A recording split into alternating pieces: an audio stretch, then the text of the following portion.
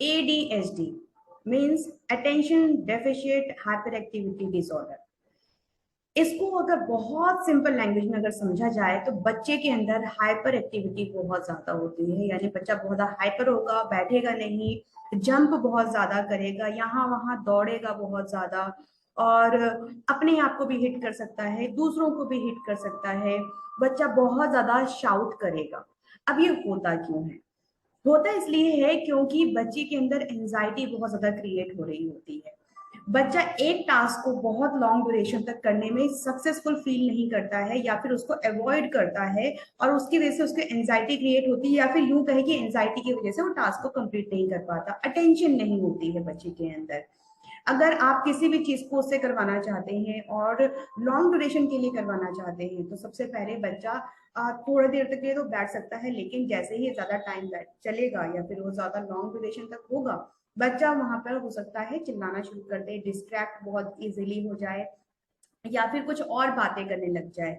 बच्चा बहुत ज्यादा बातें करेगा, सुनना कम पसंद करेगा, बोलना ज्यादा पसंद करेगा। केयरलेस बहुत ज्यादा होते हैं बच्चे इस सेंस के अंदर, यानी किसी भी चीज को कहीं रख दिया या कहीं फेंक दिया या तोड़ दिया, उस बात से उनको कोई फर्क नहीं पड़ता है, उनके पर असर नहीं होता है।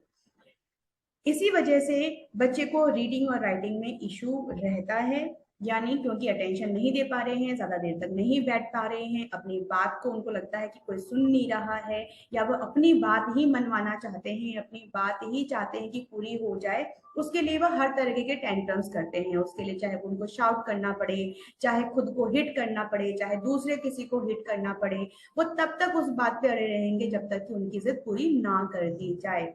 उस कंडीशन के अंदर ये बहुत ज्यादा जरूरी हो जाता है कि बच्चे का एक रूटीन, फिक्स रूटीन और एक हैबिट क्रिएट किए जाए कि उसको वो टास्क कंप्लीट करना ही करना है।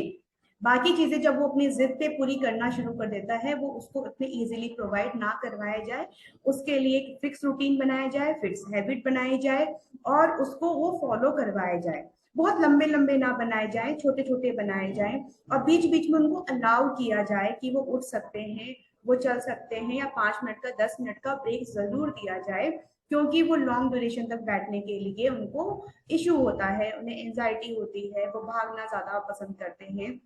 एक जगह बैठना पसंद नहीं करते, एक भी टास्क को वो कंप्लीट करना पसंद नहीं करेंगे। इसलिए बहुत ज्यादा जरूरी है कि उनको छोटे टास्क दिए जाए और उसको कंप्लीट करवाया जाए। अगर कंप्लीट नहीं करवाया जाता है तो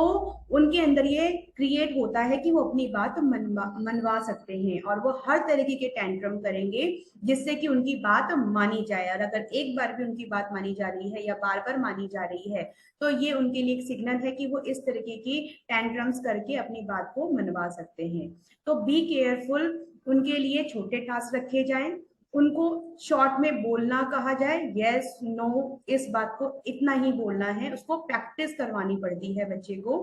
और ना वर्ड ज्यादा से ज्यादा अवॉइड किया जाए, क्योंकि आप जितना बच्चे बोलेंगे आपको ये नहीं करना है, वो बच्चा उतना ज्यादा उसको करना पसंद करेगा। इसके बजाय आप ये बोल सकते हैं जो आपको करवाना है, यानी आप बच्चे को बोलेंगे कि आपको ये टास्क करना है, आपको इस चीज को अवॉइड करना है, जो भी आपका टास्क है। तो जब बच्चे को आप डेली हर रोज एक ही हैबिट और एक ही रूटीन में फॉलो करवाएंगे, हो सकता है बीच में बच्चा बहुत ज्यादा फ्रस्ट्रेट भी हो जाए, आपकी बात बिल्कुल भी ना सुने, लेकिन वहां पर कुछ चीजों को आपको फिक्स रखना होगा और उनसे फॉलो करवाना होगा। कई बार बच्चों की बात हमें माननी पड़ती है, छोटी बहुत,